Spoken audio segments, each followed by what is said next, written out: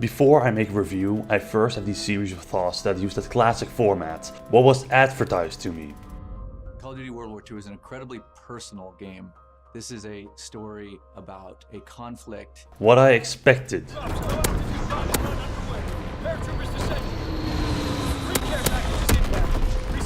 What I actually got.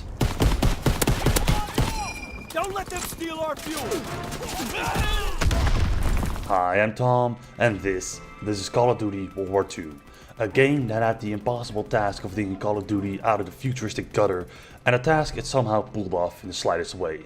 It simply improved zombies by not being childish shit that got boring after 2 hours, the multiplayer which is now back to running on the ground instead of jumping around like idiotic kangaroos all the time, and a story which is good but predictable in every single way, even when you do take in consideration that you already know who is going to win the war. But put that on hold for now and let's dive in.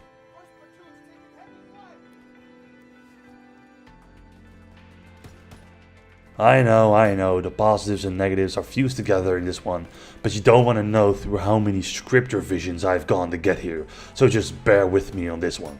Anyway, let's start with the thing I like the most, which is Nazi zombies. Instead of making a complete and utter goofy and zany zombies mode like Infinite Warfare did, Sledgehammer actually got back to the dark and gritty and downright filthy part of zombies. And even though it is still the zombies mode we all know, it somehow has the power to keep me coming back and back, and it is also the reason this review is so late. See, the difference between World War II zombies and all the other zombies maps that came before is that the Easter egg is now a mission that is laid out for you. Instead of going through 300 hoops and jumps before finding what you're looking for, it allows you to complete it with randoms, which is a big positive for people without the requirement of 3 entire friends. However, it is still zombies. You still shoot the lads, you upgrade your weapons, you buy perks. Nothing has changed in that department. You can now just complete a boss fight every game instead of at the end of a 3-hour long YouTube tutorial session. That is the scariest fucking thing I've ever seen in my entire life. But for as something enjoyable to exist, there must also be something even as mediocre to tip the scales back. And that is where the campaign comes in. Because the campaign has a confusing ability to make me love it and hate it at the same time.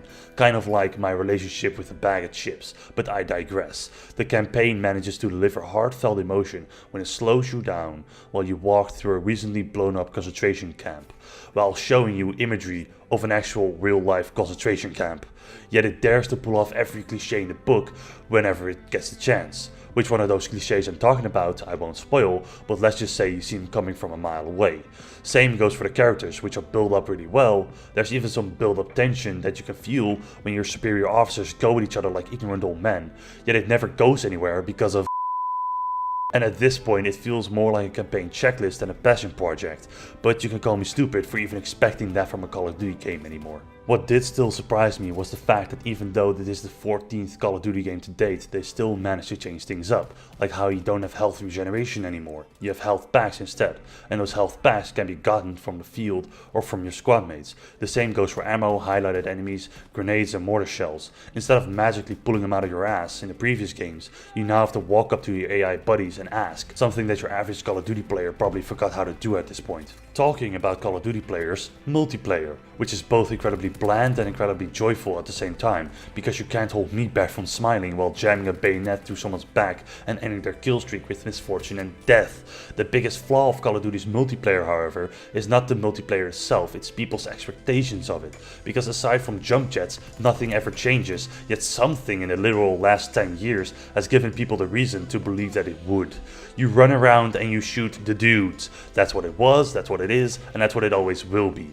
Now you just don't have the ability to fly in the stratosphere on command anymore and drop down nukes like North Korea probably wants to do right now. But to put it into terms anyone can understand, you now have 1 perk instead of 3, you have a division which grants you bonuses and based upon your primary weapon of choice, and the time to kill has been slightly reduced in comparison to infinite wanking previously did. The score streaks will still fuck you up, albeit that they are slightly harder to get now, so you won't be run over by gunships the entire match. And for as far as gun balance goes, it is actually pretty decent. Yet we still have one topic to talk about, the supply drops, and I still have to give Activision the credit for the smart business tactics here, because you can't buy them with real life money, which seems like a strange business practice for greedy fucks, but stay with me. They are just obtainable with orders, contracts and completions of multiplayer matches. They only give cosmetic items and small XP boosts, but they only do that now. I can already smell the new guns added later in, and I can already see the PSN store page for 60 of the fuckers. They let everybody make their positive reviews now for praising them for not putting in microtransactions, get the high scores and then put them in later to still earn all the money. Which is a shame because I like in the current state how it actually is. You stand in the headquarters looking at other people drop crates from the skies, or other people do it for you when you drop crates from the skies. It is actually okay.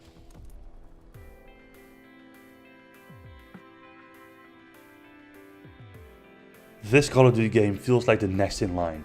It does what it does well because it's a Call of Duty game, for Christ's sake. It is the golden standard of mediocrity, which in some cases can be pretty nice. I never had the feeling that I'm getting bamboozled with money for Call of Duty because of the fact that it is the same copy pasta each year.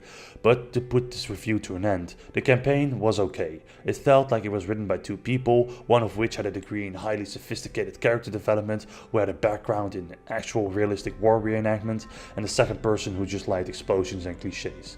5.5 for decency and respect for the actual war.